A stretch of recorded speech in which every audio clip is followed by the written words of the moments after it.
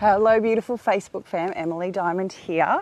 I have the delightful opportunity of going to do a school pickup, which is amazing. So I get to walk down the street, see all the beautiful children. This is my little girl's second week of what they call in Queensland prep, which is really grade one.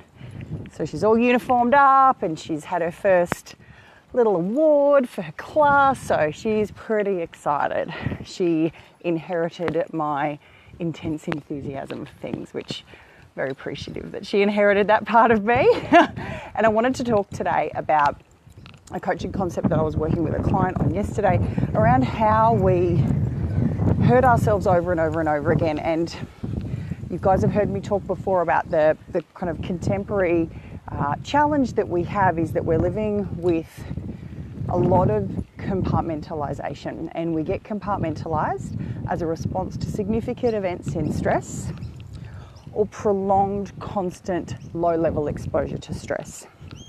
We have ways that we know if we're compartmentalized, okay, disassociation, repression, being triggered with anger and overreactive emotional responses, irrationality, denial, coping strategies that are destructive. We know all of those, okay?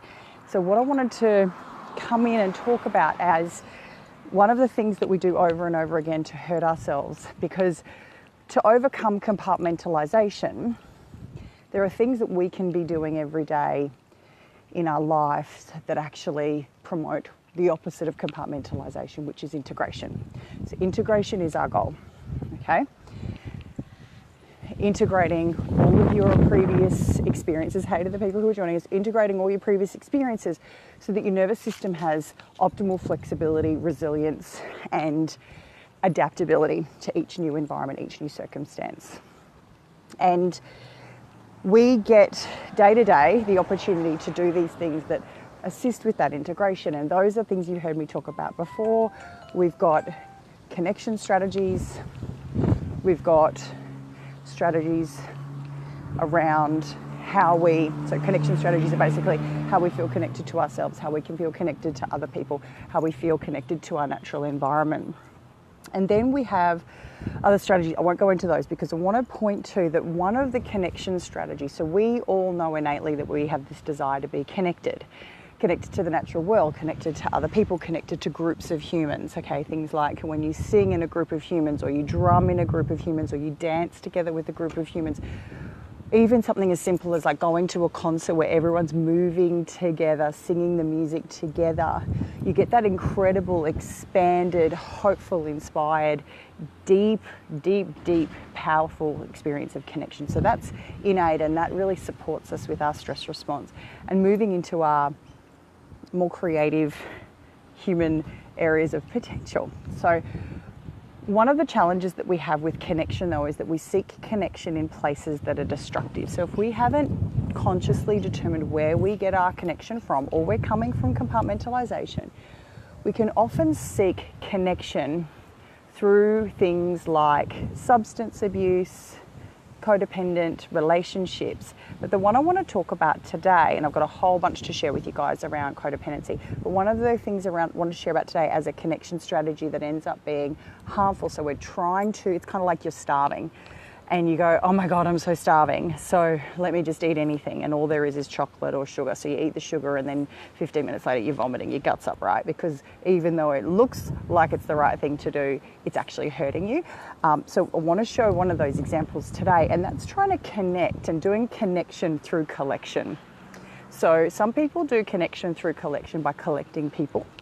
Some people do connection through collection by connecting responsibilities. This is where a lot of people have the chronic busyness disorder, because they're collecting things that make them feel important, or they're connecting responsibilities or things onto their to-do list, which is just a form of overstimulation to distract them from where they're feeling disconnected, just like a drug addiction would, okay?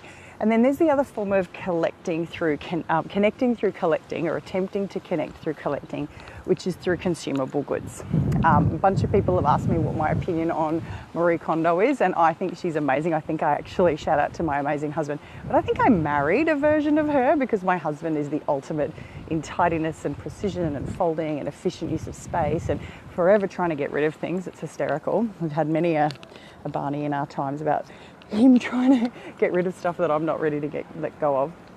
So this concept of trying to seek connection through collection, it harks back to our hunter-gatherer evolution. So for the anthropology lovers out there, word to you all, coming at ya. So our hunter-gatherer evolution is that when we have more resources on a primal level, we're safer. So there's 3 primal threats to human safety. One is that you can't control threats in your environment, like an animal's going to chase you. The other is that you don't have resource control, which is essentially food supply, so you're going to starve to death. And then the other is that you don't have control around variations in the environment. You know, it's too cold or it's too hot, and those environmental variations are going to threaten your existence. So this desire to collect ties into the hunter-gatherer primal drives that we have, which is the more resources I have around me, the more prepared I am to deal with volatile and dangerous situations coming up in the future. So that's often why you feel so incredibly good when you buy a bunch of stuff, acquire a bunch of stuff, arrive home with really, really full arms, but then about 10, 15 minutes later feel that wave again of emptiness and shallowness. So the emptiness is not getting filled with collection. What's actually needed is connection. All right, so for everybody I work with in the group programs and the one-on-one, we have connection strategies that we implement for you that we have simply forgotten or gotten away from in our modern environment. Our sense of community has been really damaged, which is why social communities are so important and online communities can be so powerful. But it's about the genuine connection, right?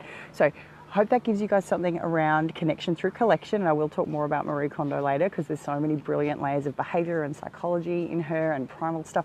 And if any of you need to reach out and have a chat, PM me. Happy to talk. I use a booking system if you want to have a one-on-one quick chat with me as well. Talk about what you're up to.